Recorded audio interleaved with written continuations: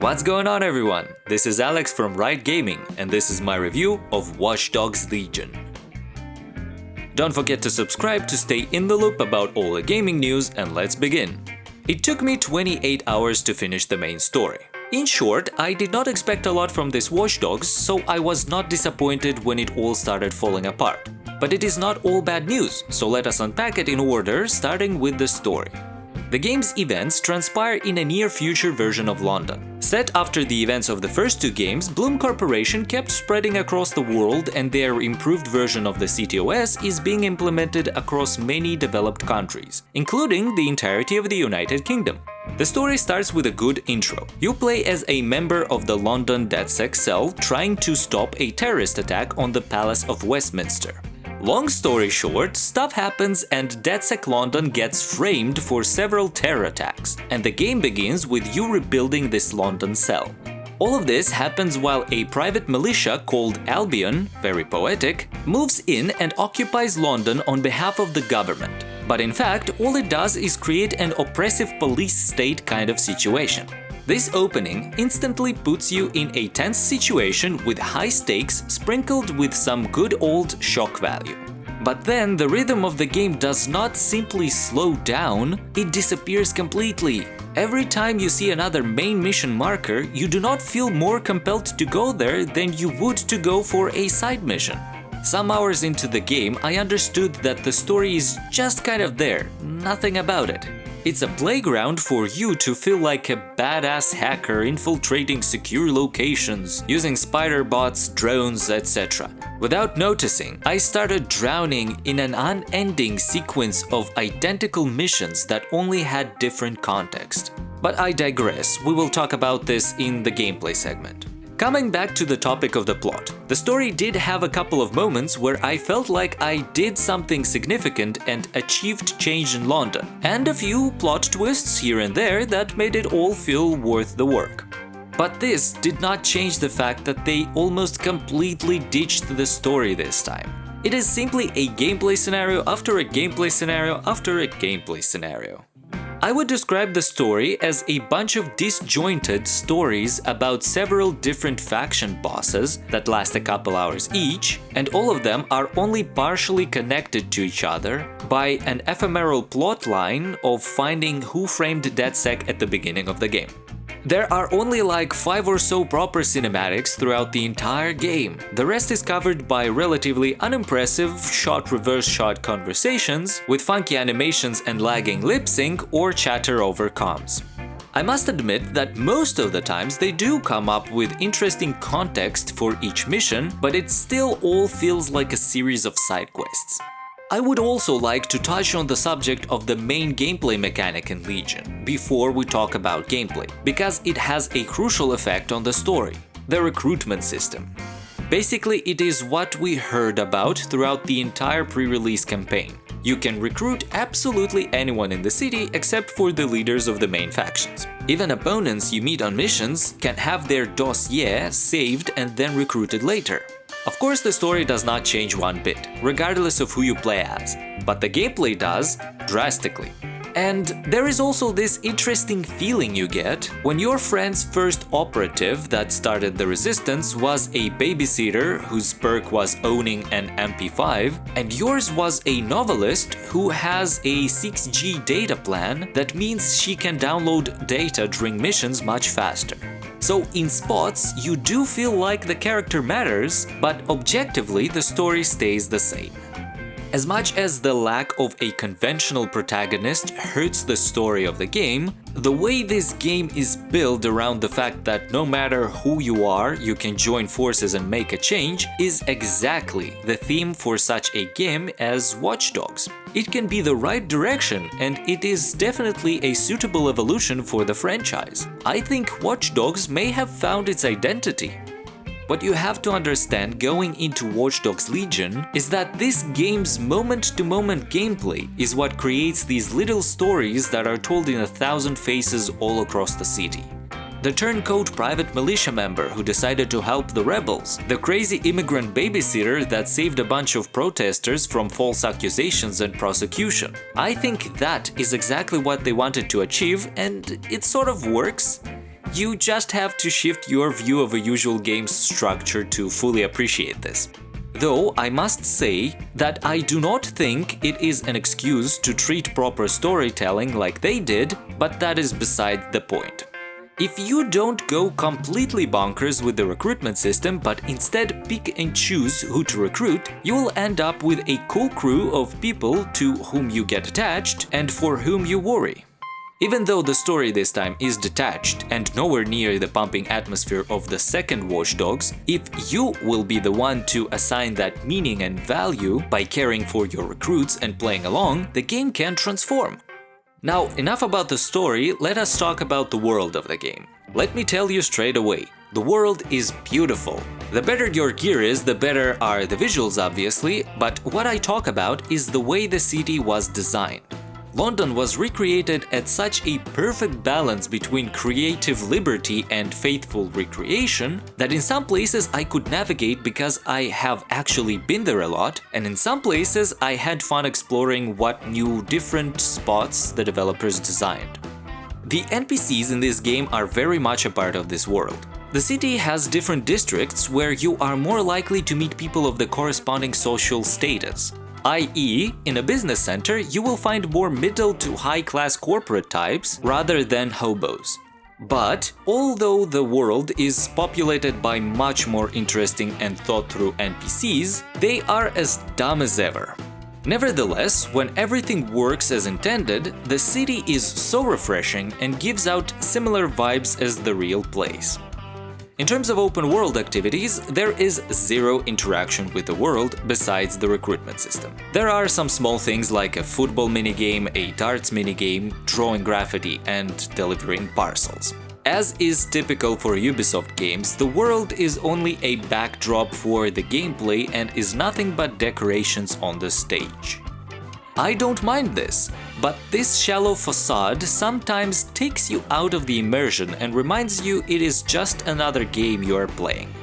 In terms of structure, the city is broken up into several areas. Each has just a couple of small activities that help you lower Albion's hold on the location. Things like release an important suspect they locked up or destroy some propaganda. When you do all of these, you get a small side quest where you get into the final stage of undermining Albion's influence. When successful, there is a strange cutscene where loads of fireworks go off in the area and DeadSec's symbol appears where everyone can see it. The area becomes defiant.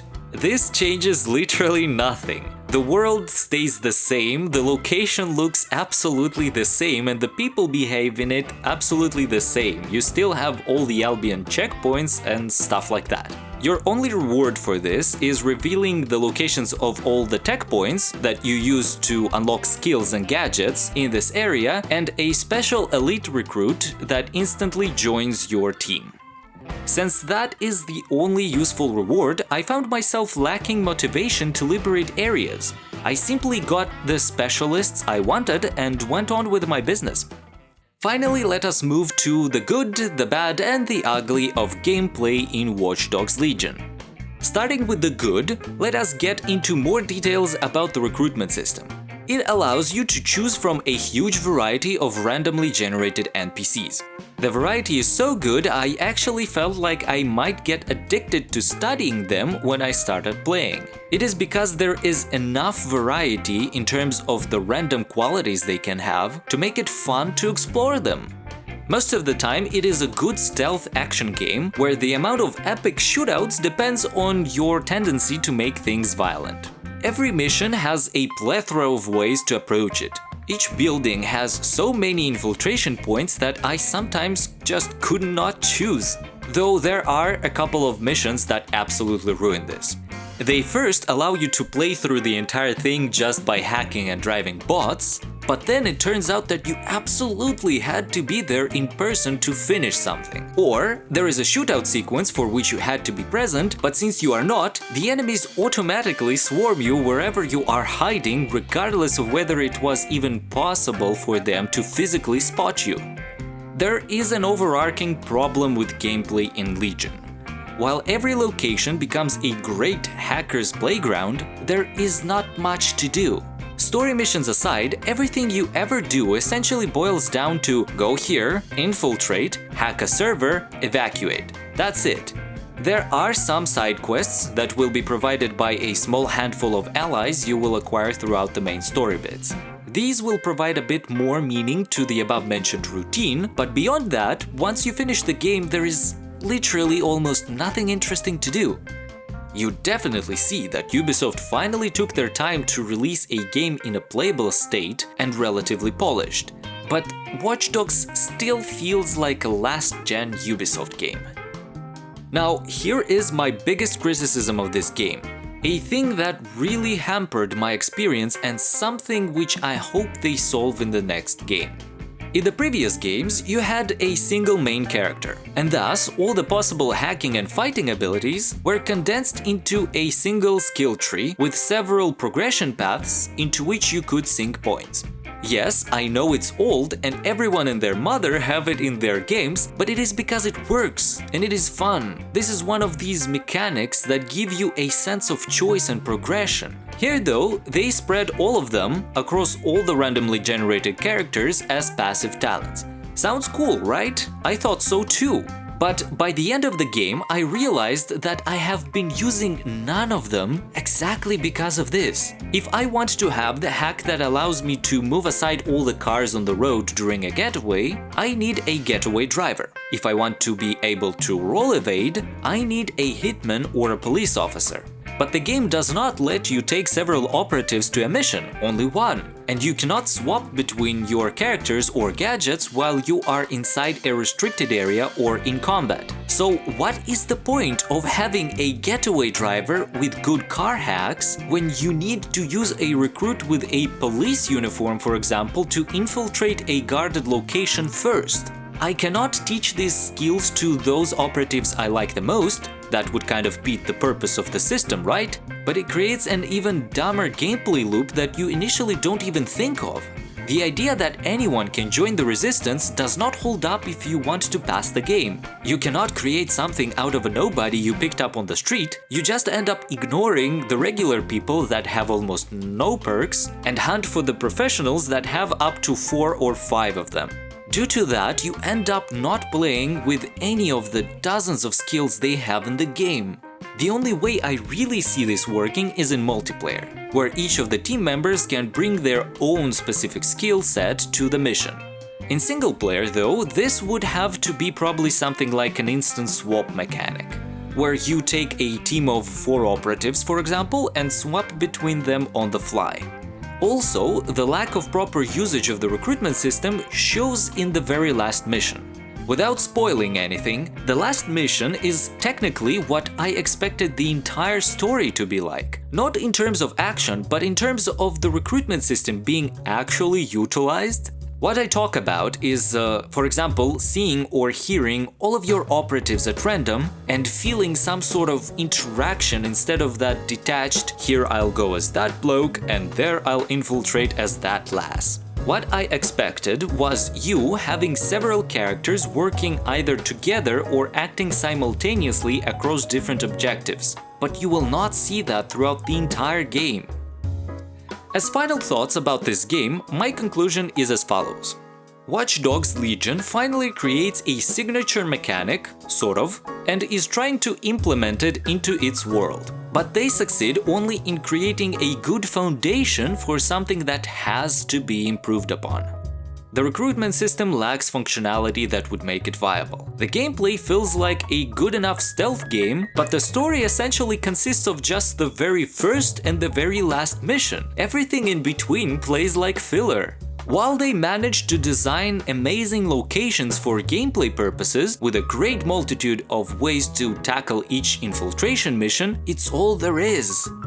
There is no exploration, even though the city was beautifully created. There is no world shaping, even though you do important things that impact everything and everyone. And there are no memorable story moments except for like 3 to 5 missions, even though the stakes are high and the risks are well defined. I think the multiplayer, when it launches, will be the highlight of this installment, not the single player. I'll be honest, this game got me on the fence. I personally will enjoy playing it further, especially the multiplayer, but don't be surprised when you will see so many people going online saying it is boring and is the worst Watch Dogs game. And this is it. Thank you everybody for watching. Please leave a like if you enjoyed the video and consider subscribing for more content. This was Alex, and I'll see you next time.